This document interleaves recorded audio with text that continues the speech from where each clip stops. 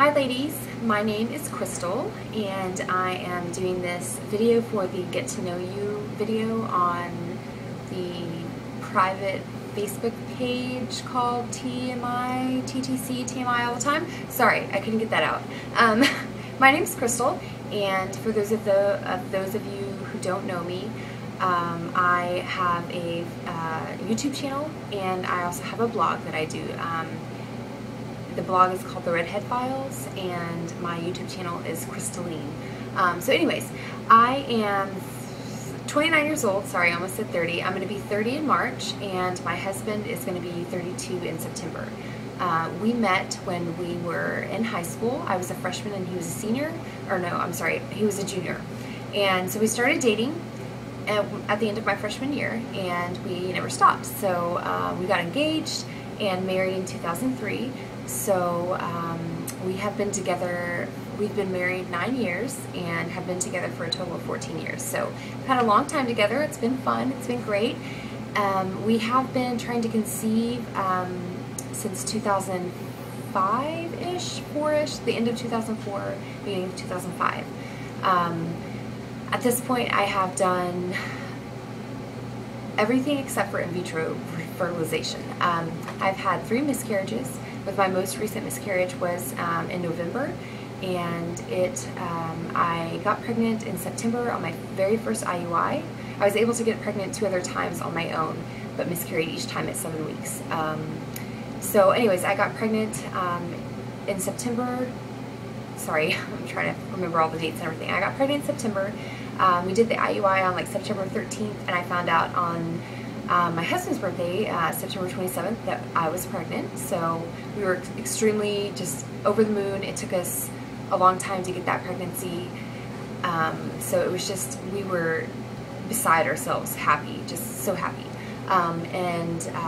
So anyway, in November 7th, I went in, and the baby had died. So it was extremely sad and unfortunate and just devastating at the time. We just thought that was it. You know, we were like, okay, finally, after all these, the other miscarriages, and now we are finally on our road to happiness. And sadly, it ended in miscarriage. So I had a medical-induced miscarriage on November the 9th. I forget the drug that I took. It was vaginally.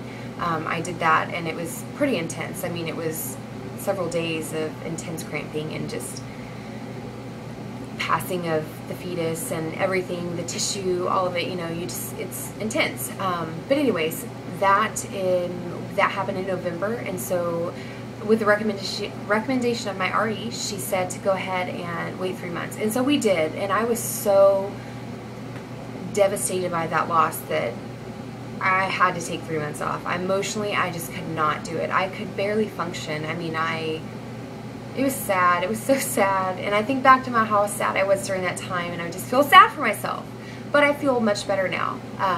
So since that time, we did, in January, we were kind of like revving back up to get started again. And so we did, I started taking letrozole in February, and I had my mid-cycle follicle scan on cycle day 12, which was Valentine's Day, and our IUI got canceled because all of my eggs were on the left side, and I have stage 4 endometriosis, and so my left side is completely shot.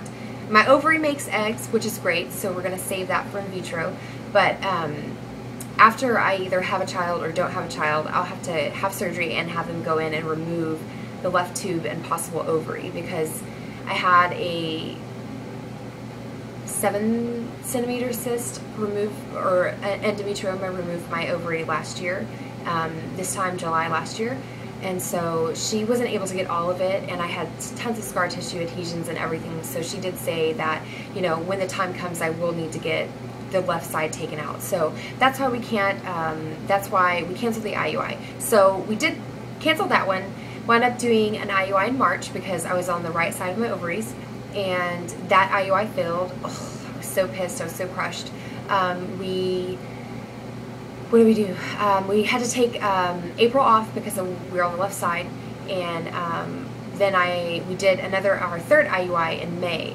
and that one failed. So that was the last of our trying for IUIs, recommendation of my doctor, my RE, because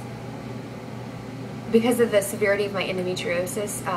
It's possible that one of my tubes is already blocked again, or that my right tube is possibly blocked again or now, or adhesions are in the way or something. So we could be, you know, wasting a lot more money on IUIs, and it's not going to work because my egg and sperm are not going to meet.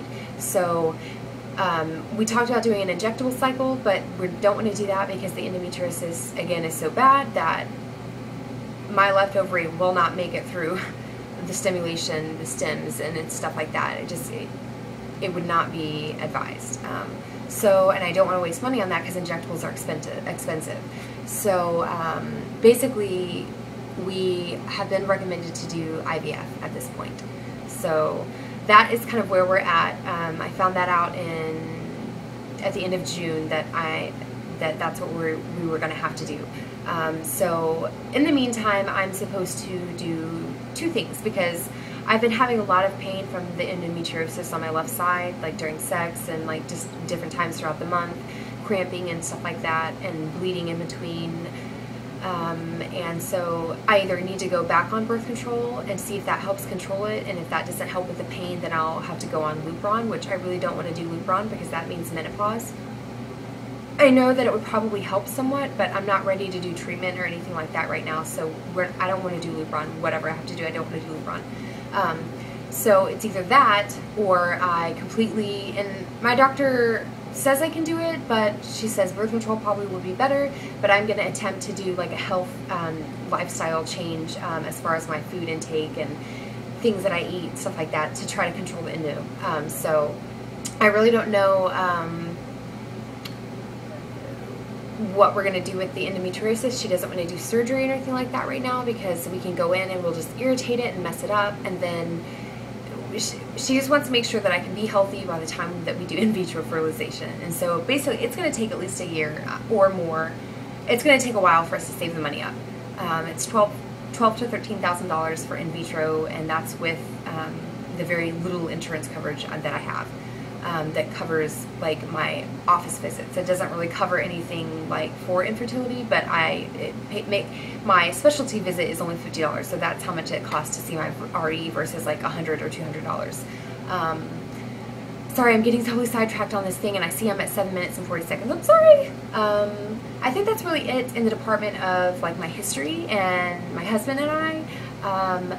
Even though we are saving for in vitro fertilization, I am still attempting to try on my own every other month, and this is actually a month cycle where we are trying, and so I have been using OPKs, and I think I'll probably be positive like in a day or so. So we're still going to try. I'm going to use, sorry about that, my iTouch like totally died, or it didn't die, but it was full of memory. So real quickly, I'm just going to wrap this up. My husband and I have been basically trying for like 8 years now to get pregnant and stay pregnant. So that has been a very difficult thing for us, and we're still going to have hope. We're still going to try. We have decided though that if we, ooh, sorry, I just saw like a mosquito. If we can't have children on our own, then we are not going to pursue adoption or anything else. We have gone this far without having children, and we are content with our lives and would love to have children in it. But if it doesn't happen, then we're not going to have children. That's not to say that maybe someday later in our life, if a child happens upon our life or some miraculous thing happens and you know, a child needs us, that we wouldn't like deny that, but we're not going to seek it out. We're just going to enjoy each other and enjoy our lives.